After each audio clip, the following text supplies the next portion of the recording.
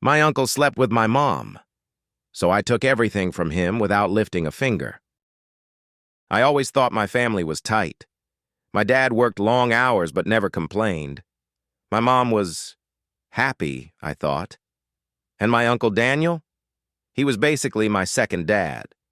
He never missed a birthday.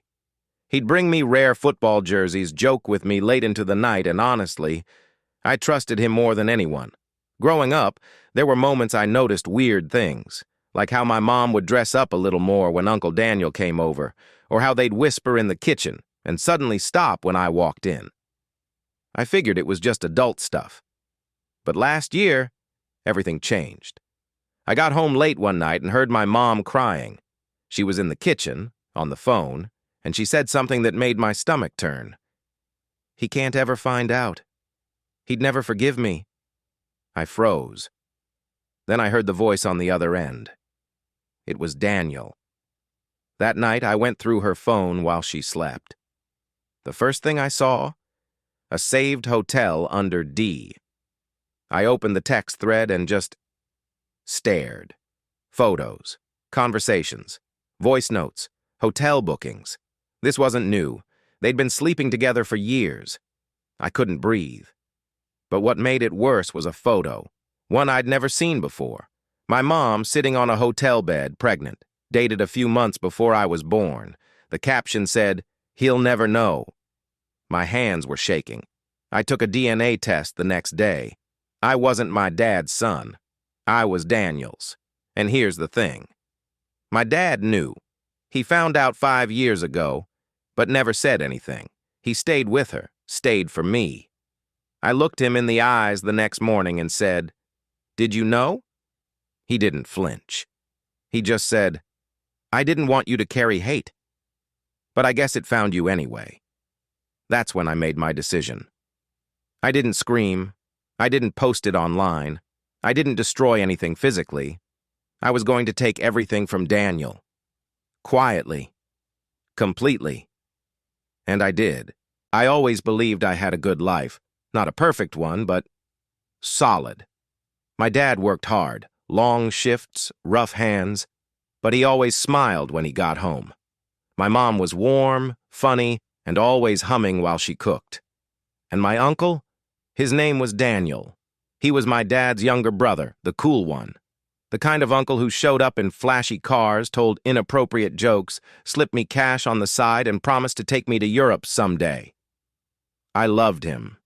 Honestly, I looked up to him more than my own dad sometimes. But love can be dangerous when it's blind. It started late one night. I came home from a party and heard my mom crying in the kitchen. Not loud sobs, just soft, broken whispers. I stood in the hallway, frozen, and then I heard it. Her voice, muffled, shaky. He can never know. He'd never forgive me. And then another voice. A man's voice on the phone. My uncle's voice. Daniel. Something shattered inside me. I crept upstairs like I didn't hear anything. But I didn't sleep that night. I waited until she was knocked out on her sleeping pills. Then I took her phone. And what I found broke me. Text messages, thousands, going back years. Photos from hotels. Conversations laced with affection. Voice notes calling her my love and the life you gave me. One of them was dated exactly 9 months before I was born. There was even a picture of my mom in a hotel bed holding a pregnancy test. She looked happy. And the caption? He'll never know. My hands were shaking. The next day I ordered a DNA test kit. When it came in, I didn't even hesitate. 2 weeks later, I got the results. 97.6% paternal match with Uncle Daniel.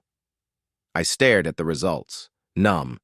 Then I walked into the living room and asked my dad straight up, "Did you know?" He didn't even flinch. He just looked at me and said, "I found out 5 years ago, but I wanted you to have a family, even if it was a lie." I broke down. My whole childhood, birthdays, family dinners, weekend camping trips, were built on lies. My mom, my uncle, even my dad, who I thought was the one honest person left. But in that moment, I saw something in his eyes.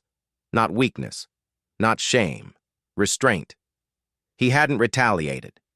He hadn't burned it all down. But I would. I didn't go nuclear. I didn't scream at family dinners or out them on social media. I went quiet. Because silence is terrifying when it's intentional. I started researching Uncle Daniel. Turns out he ran a logistics tech startup. Lots of money flowing through, but shady bookkeeping. I posed as a freelance intern, built a fake portfolio, sent in an application using a different name. And guess what? He hired me. Didn't even recognize me under a fake Zoom profile picture. For 3 months, I worked remotely, organizing files, cleaning data. What I was really doing? Building a case. I found fake invoices, double-charged clients, unreported revenue. And best of all, a paper trail of him using company money to book hotels with, guess who? I had enough to take him down legally, emotionally, financially, completely. So I set 3 traps. 1, the IRS. I sent an anonymous whistleblower package to the tax authorities with documents, transaction logs, and suspicious vendor payments. No name, no contact info, just enough to bury him. 2, his wife. I mailed a flash drive to his wife. It was labeled, "Ask your husband about room 417. Inside, hotel bookings, text message screenshots, and photos of him and my mother, time-stamped and damning. 3, his reputation. I contacted one of his competitors, a bigger logistics firm that he once publicly insulted. I said, "I have proof your rival is committing fraud. Interested?" They were, and they leaked it. To investors, to the press. A month later, it all came crashing down. IRS agents raided his office. His wife filed for divorce and took half. His kids, my cousins, blocked him everywhere. His company tanked, lost major contracts. Investors fled. My grandma called me crying, said I'd destroyed the family. I said, "No, Grandma."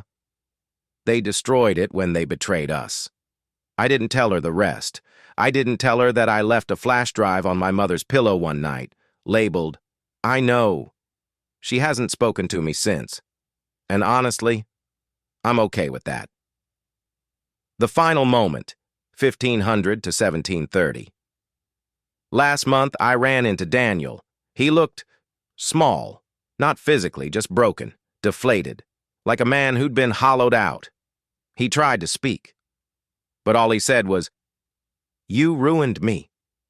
I looked him dead in the eye and said, "No, you ruined me. I just returned the favor." Then I walked away. Some people say revenge doesn't fix anything. But you know what? Sometimes revenge isn't about fixing things. It's about finishing them. Daniel took my childhood. He, too,